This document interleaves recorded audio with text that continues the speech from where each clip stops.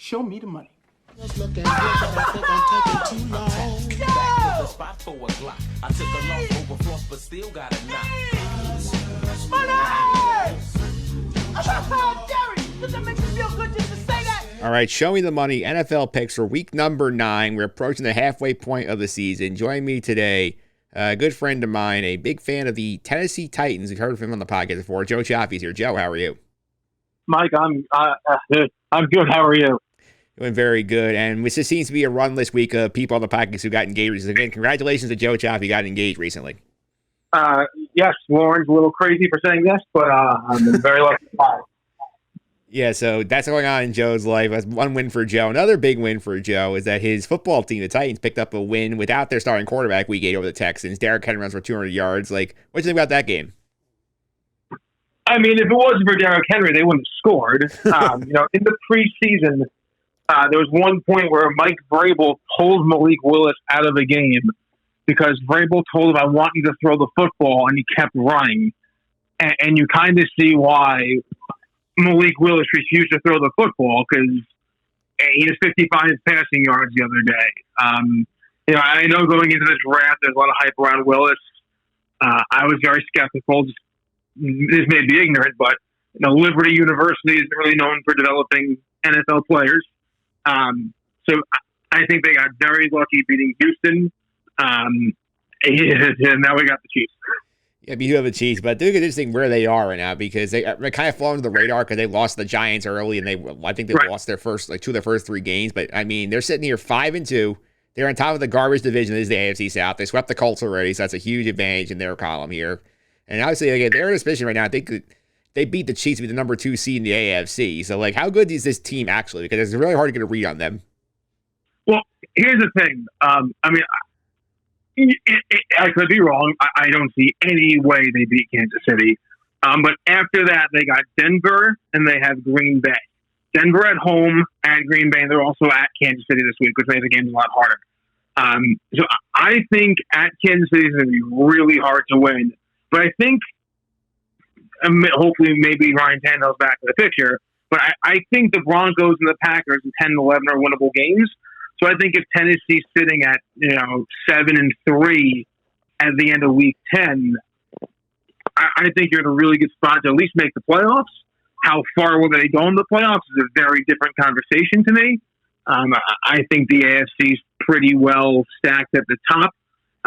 Obviously with Buffalo, and I would put Kansas City right there as the top 2 teams in the AFC. Baltimore's right there too. I just don't think Tennessee's in that class of teams. Mainly because at quarterback, I think Mahomes and Lamar and Josh Allen are just so far of Tannehill, let alone Malik Willis. I know Derrick Henry had an unbelievable week, and that's what a star running back should do is win you some games. But can Derrick Henry steal a game in Kansas City? Is very different. Can Derrick Henry steal your game against the Houston Texans? Yeah, it's certainly fair, but to me, the benefit Tennessee has is the geography because their division is terrible, and you feel like at minimum they're going to be. I mean, they swept the Colts, probably the only team really challenging that division here. I mean, at minimum, you figure you're going to win the division, have a home playoff game, so that's a good start. Right, I think they'll get in. I don't think there's any question of them making the playoffs. I mean, granted, they could lose to Denver and they could lose to Green Bay, in the next 2 weeks, and then we're sitting at 5-5. So I definitely think they'll squeeze out one of these next 3 games with a win. But the Colts are horrible. The Texans have 1 win. The Jaguars have 2 wins. So just due to the benefit of the division, I think they'll make the playoffs and they'll have a home game. But if you look at the best teams in the AFC, I don't think you can put Tennessee in that conversation. Just being realistic. Yeah, and you mentioned here the big game of the week here. It's probably, I think, the best game on the whole schedule for Week 9, because there's a lot of weird stuff on here because there's so many buys. But they go to the Chiefs on Sunday Night Football here. This is a fun game. People forget here, Tennessee wrecked this team last year. They won 27-3 in Nashville, and now they go to Arrowhead. I think they can keep this close. I don't know if they can win, but I think they can make this interesting. So do you think they can cover the 12-point spread? I think they can. Even with Malik Willis playing quarterback? I think the thing is with them is that Derrick Henry is such a sieve, such a massive wrecking ball that he can make this happen. Plus, Kansas City's defense gives up 20 points every single game, so you gotta keep that in mind. That's fair. That is fair. I just see Kansas City's defense. I mean, if I'm a defensive team playing against Tennessee, just put 8 in the box and make Malik Willis throw. And granted, that's what Derrick Henry does. I know running backs aren't a thing in the NFL anymore, but this is old school football. You hand the ball to your running back, he moves the ball, he moves the chains, and the quarterback just doesn't mess the game up for you. I just don't hope that's going to work against. Again, the Houston Texans have one win. So we'll see. I'd love to be wrong. But I just can't. My brain can't figure out a way that Tennessee can win this game. Where I can see them beating Denver, I can see them beating Green Bay. I can't see them winning this game. Well, the good news right now is it looks like we're recording on Wednesday here. It looks like Ryan Tannehill's going to be in practicing at least starting the week. So like that theoretically put him on track to return on Sunday. And I think if I'm Tennessee, I don't want to say you punt this game because you never want to punt the game. But you have a division lead. There's really no reason to rush Tannehill back for this game. I think you even if you lose this game, you're 5-3, and you really get Tannehill focused on playing the Broncos at home next week. Because if you can get Tannehill up and ready for Denver, get a good weekend, then you have a short week against Green Bay coming up. So I really wouldn't rush Tannehill back, knowing you have the next Sunday and then the next Thursday with a shortened practice week. So again, if you want to look at it punting a game, you give Malik Willis a shot against a premier team, and tell Tannehill you're going to be a very short rest here, but you need to be ready for Denver and then Green Bay. All right, we'll see how they play this at the end of the week because I didn't want a better picture of Tannehill is playing or not. But let's get to why you're here. This is the picks. The guys in the Sorry Sports Starting Rep Pocket here last week. They went 1-2 as a team. They had the Jets getting a 2.5 against New England. That did not end very well. They had the Bengals laying the 3 on Monday night. That one was also a disaster. They did lay the points with the Cowboys, the 9.5, and then won in a runaway. So 1-2 for the Sorry Sports team. Oh, yeah. Hopefully, I do better. No promises. Yeah. I also at 1-2 last week. We had a family play on the Jets that didn't end very well for me either. I had the Rams getting a 1.5. That one did not work out in my favor either. I did the Seahawks laying 3 against the Giants. They covered the spread pretty easily in that one. So 1-2 for me as well. Well, I don't want to jump too far ahead, but I may be taking the Seattle Seahawks this week, speaking of coming up. Yeah, coming up here. So to reset for the year, Teen Challengers 11-13. They're in the lead maybe about one game. I'm 10-14. So we're going to go ahead here, and we're going to get to the picks. So, Joe, as the guest, you can go first. Where are you going with pick number 1? I'm taking Seattle. I'm going to take the Seattle Seahawks. They're getting 2 at Arizona. Arizona just got their butts whooped by the Vikings. And the Seattle Seahawks came off a really nice, impressive win at home against the Giants. Kyler Murray kind of seems to be struggling. Give me Seattle and give me the 2.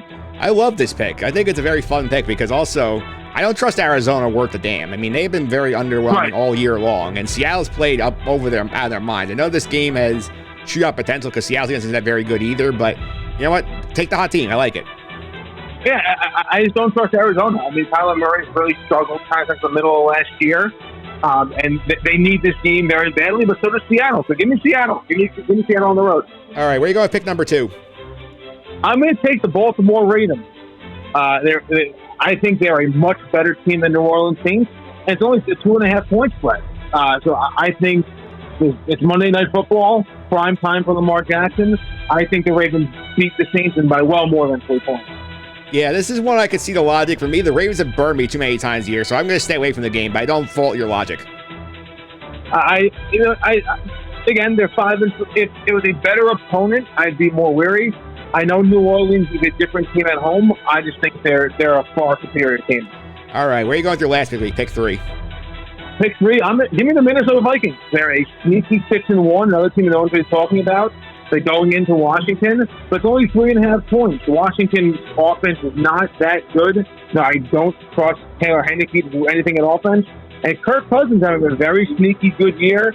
Give me Minnesota. And I know they usually don't play as well on the road as they do at home, but they're a team that's kind of been under-respected here. And a 6-1 team, no one's talking about that. So I think they're going to want to come out, have a big game, and I think 3.5 points is not that much there.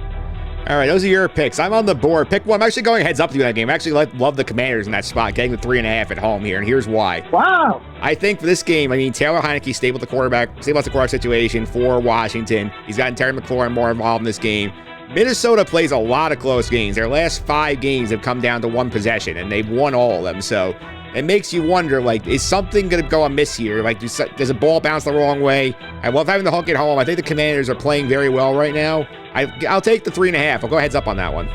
And don't forget, too, you're going to have T.J. Hawkinson making his Minnesota Vikings debut. Yeah, it's going to be a very fun game. I think it's a very underrated one in the early window. And what are your other 2 picks, Mike? All right, pick number 2. I'm actually taking your team. I'm taking the Titans getting the 12.5 points against the Chiefs here on the road. I know this is a risk here. Doesn't Malik Willis plays this game, but the way I see this is they have Derrick Henry. He's primed right now, and this is a Tennessee team that likes to limit possessions, that likes to slow the ball down, run the clock down. It's not the vintage Kansas City offense will just blow you out anymore without the Tyreek Hill big plays, and I think 12.5 is just such a big number to lay in this game. Guys, the team is pretty good. It's very good. They could lose by 10 points. I still cover the numbers. I'm going to take all the points the Titans pick too. 12 is a lot. I just don't see Malik Willis being able to move the ball. Yeah, that's certainly fair. I also think I get a big boost locking in now because if Tannehill comes back, he drops at least 2 points. If Tannehill comes back, it's a different conversation. I certainly agree. From a Titans perspective, to me, there's no reason to rush them for this game. All right, that's pick 2. Pick number 3. This is a circle the wagon spot for Green Bay. I'm going to take them here, laying the 4 against Detroit. And this is a Packer team that's been struggling offensively all season long. The perfect cure for those struggles is the Detroit Lion defense. It's one of the worst in the league. They give up, it's over 30 points a game. They've been getting shredded by every team they play here. I think this is the get-right spot for the Packers, who, if they want to have a season, they cannot lose this football game. You look at Green Bay's schedule coming up after the Lion game. They have Dallas and Tennessee next 2 weeks with the Eagles behind them. So this is one that they cannot lose, and they want to have any chance of making the playoffs here. So I think it's a big bounce-back spot here. I think the Lions are not going to come up to live for the moment. Give the Packers laying the 4 for this week's the last pick. Now, the game I thought about taking, but I think I can see that going either way. I do think that the Packers win. I could easily see that being a last-minute field goal. Yeah, the 4's a risk, but I do feel like this is sort of like we're going to throw everything at the wall and see what happens here. I think you get at least a touchdown win over the Lions. He has not been very good this year. Well, you'll know Rodgers is going to be desperate because you know they need this game, like you said. I follow your logic, and I can't argue too much against it. To me, 4 points is a little too much for me to be comfortable. If that was 2.5, I'm on board with you. All right, so to reset the picks here, Joe's going with the Seahawks, getting 2 in Arizona against the Cardinals. The Ravens laying 2.5 on Monday Night Football against the Saints in New Orleans. And the Vikings laying 3.5 in Washington against the Commanders. My picks, we're going heads up on that Viking game. I'm taking the Commanders getting the 3.5 points at home. Taking the Titans getting 12.5 points on the road against Kansas City on Sunday Night Football, in my opinion, the game of the week. And I'm taking the Packers laying 4 in Detroit against the Lions. Those are your picks for week number 9 here on the podcast. And coming up next week, we're going to have a very fun guest on here. We're going to have the great John Stanko on the horn and do some NFL picks. Well, he's taking no matter what the New England Patriots are laying and covering, he's taking New England. I think New England's on bye next week, so he's actually not going to have that opportunity. He'll find a way to take him. Don't you push his luck. All right, we'll see. Well, listen, they can't win, they can't lose. He'll take him anyway. Yeah, we'll see about that, Joe. Thanks for all the time. Really appreciate it. Before I let you go, be a follow on social media. I want to keep up with some of the stuff you're up to. I'm on Twitter anytime. J_Cioffi. Talk to me anytime. Always happy to help. All right, Joe. Thanks for all the time. Really appreciate it. Thanks, Mikey.